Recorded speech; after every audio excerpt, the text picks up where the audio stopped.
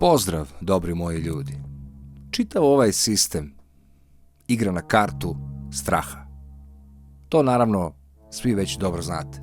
Međutim, strah i koga ima, taj ne treba da se plaši. Taj treba da zna da nakon ovog života sledi sigurno neka nagrada za one koji su bili dobri, plemeniti u srcu i duši. Dakle, to treba da nas vodi. Nikakav strah. Jer kada to shvatimo i kada ostanemo bez straha, mi smo nepobedivi ljudi, kada malo bolje razmislite. Nepobedivi ste jer se ne plašite smrti.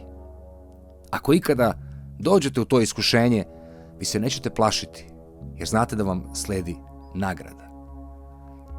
Tako da strah ne sme da postoji, iako je strah glavno oružje elite koje se igra sa nama, koje se lepo igra sa nama, sa velikom većinom ljudi. Ono što ja počinjem da shvatam lagano, jer sam oduvek išao tom logikom da sve mora biti povezano. Da postoji samo jedna podela, i to često govorim, podela na bogate i siromašne. To je jedina podela koja postoji. U tom smislu, od starta sam znao da oni moraju nekako igrati zajedničku igru. Već na početku smo mi shvatili 2019. godine, evo pogledajte sami, ukucajte trgovinski rat, Trump, Xi Jinping. Ukucajte sami.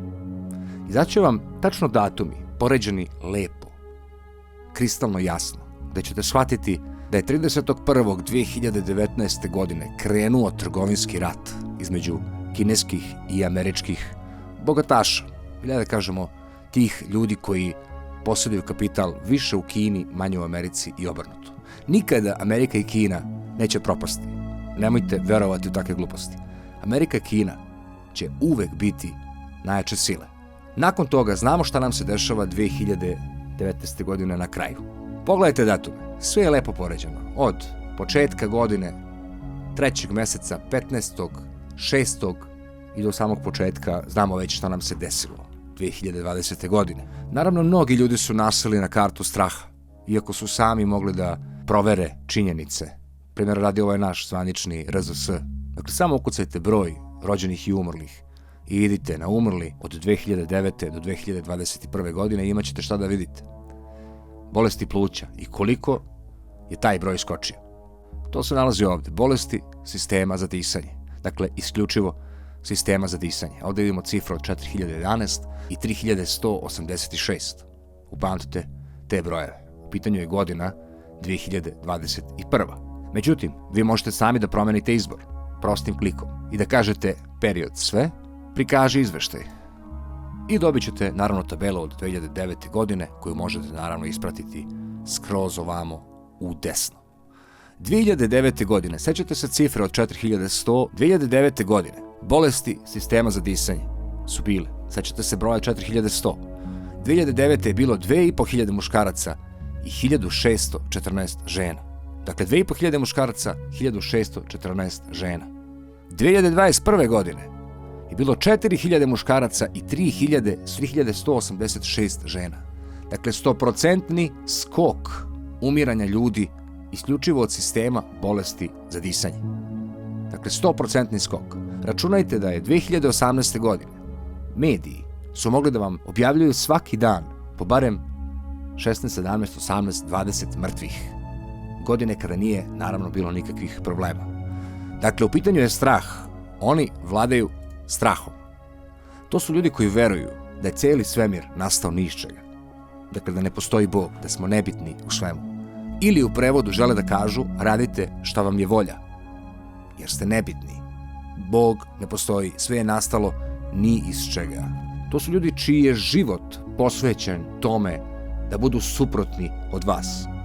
Dakle, oni nemaju svoj cilj i zato svet i klizi ovakvu tamu. Jer ljudi koji su najmoćniji u svetu trenutno nemaju svoj put, svoju veru i svoju želju, već je njihov put i njihov cilj je da budu suprotni od vas. Vjerojatno ste to viđali na raznim poznatim osobama.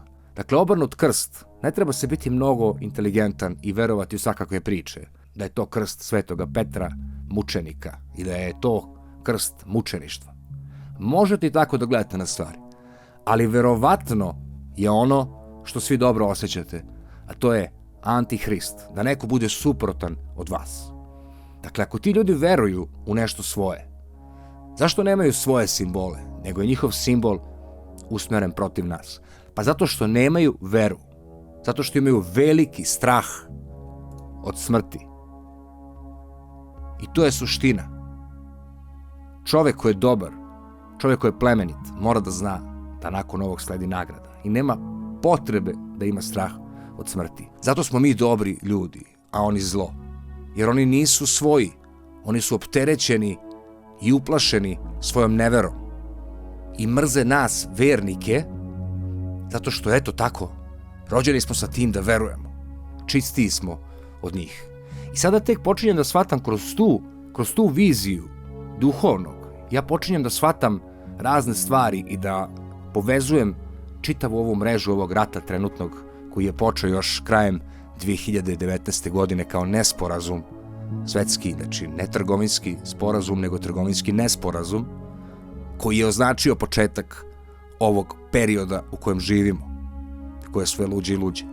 Međutim, poenta ovog strašnog rata gde Sloveni pucaju jedni na druge, gde pravoslavci ubijaju jedni drugi, koji je zaista tužan, je zapravo iskorišćeni adut u rukama moćnika da započne svoj rat protiv Kine.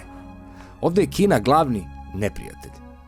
Glavni neprijatelj te elite koja upravlja svetom. Po 1000 put ta elita nije samo svedena na jednu nacionalnost, jer ona nema nacionalnost.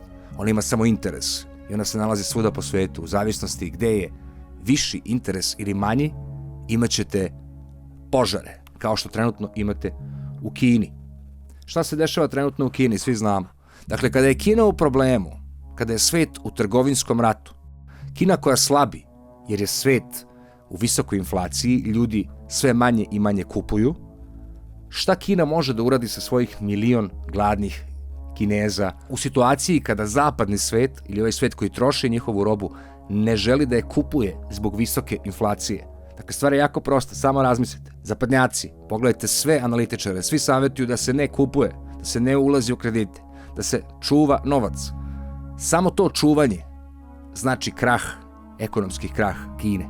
I šta Kina može jedino da uradi kako bi obuzdala svoje stanovništvo zbog smanjene potražnje robe? Pa može samo da ih razboli, zar ne? I da ih zatvori. Imate jedan kanal na Instagramu koji se zove Shanghai Observed. Piše se Shanghai, G-H-A-I, Observed. Imate sve vesti trenutno koje dolaze iz Šangaja ili o protestima Kineza, jadnih Kineza. Iako različiti od nas i oni su ljudi. I među njima postoji mnogo dobrih duša, probuđenih duša koji ovo razumiju. Dakle, zato se i dešava ovo što se dešava u Ukrajini, ovo pumpanje oružja. Jer što duže traje sukob, to će Kina imati sve manju potražnju da proizvodi robu. A Kina je glavni svetski proizvođač. Dakle, kako možete jedino da oslabite Kinu? Pa tako što napravite sistem ili situaciju u kojoj Kinez nema veliku potražnju svoje robe i mora da smanjuje proizvodnju. Problem je što Kina ima mnogo stanovnika i što treba da obezbedi novca za sve te stanovnike koji sada u jednom trenutku nemaju šta da rade. Zato i jeste ekonomska kriza u Kini. I sada mi je jasno da ova igranka zapravo odgovara svima njima. Da li isplanirana ili ne, Putinu odgovara rat u Ukrajini jer se širi, Amerikancima pogotovo odgovara rat u Ukrajini i Evropi naravno, jer koči Kinu. A šta će biti s Kinom, vidjet ćemo. Ja očekujem vrlo uskoro neki kineski potez. Dakle, Kina je ovde najviše ugrožena trenutno. Dobri moji. I verovatno će se desiti nešto sa njihove strane. Ne verovatno, nego sigurno. Ako, naravno, pre toga Zapad ne bankrotira. Vidjet ćemo. U svakom slučaju, nemojte se plašiti, jer samim tim oni gube svu moć nad nama. Ne može nam niko ništa, što kaže ona čuvena pesma. Pogotovo što sada živimo u prirodi i razumem koliko nam zaista ne mogu ništa ako bude stani pani. Čovjek je jako snalažljiva životinja. O je. Verujte mi da u problemima Nemate čega da se plašite ako imate veru da niste nastali ni iz čega. Samo tako ovaj svet može da izraste u nešto pozitivno. Pozdrav, dobri ljudi.